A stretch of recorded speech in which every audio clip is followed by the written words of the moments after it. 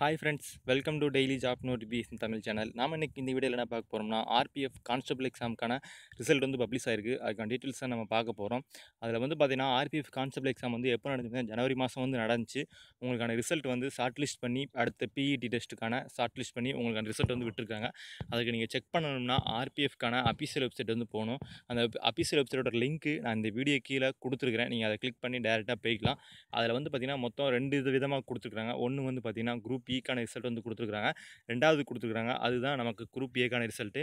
அதை நீங்கள் கிளிக் பண்ணிக்கங்க. அதில் என்ன பார்த்தீங்கன்னா, candidate short list for BMT, PET and TV. அதை நீங்கள் கிளிக் பண்ணிங்கன்னா உங்களுக்கான அடுத்த பேஜ் வந்து போகும்.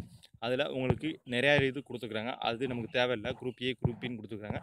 நமக்கு சவுத்ரன் ரயில்வேக்கான கொடுத்துருக்காங்க. அதை நீங்கள் குரூப் ஏவை கிளிக் பண்ணுங்கள். கிளிக் பண்ண உடனே உங்களுக்கான ரிசல்ட் பேஜ் வந்து டவுன்லோட் ஆயிரும்.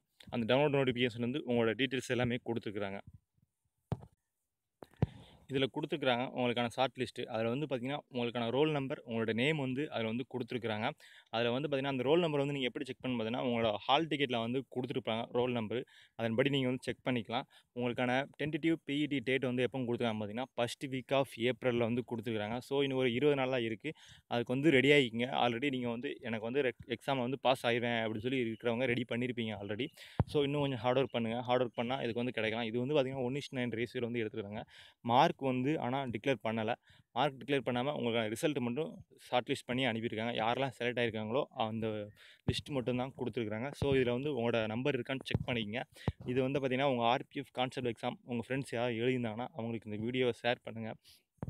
ஏன்னா அவங்களுக்கு இது தெரியாமல் இருக்கும். ஆர்பிஎஃப் எக்ஸாமுக்கு வந்து நிறையா இது வந்து தெரியாமலே இருக்குது. ஸோ இது வந்து செக் பண்ண சொல்லுங்கள். இதுக்கு வந்து ஈஸியாக வந்து ஜாப் கிடைக்கும். ஏன்னா ரன்னிங் வந்து ரொம்ப ஹார்டாக இருக்கும். ஸோ வந்து ப்ராக்டிஸ் பண்ணவங்களுக்கு வந்து நல்லா ப்ரிப்பேர் பண்ணவங்க வந்து ஈஸியாக வந்து ஜாப் கிடைக்கும்.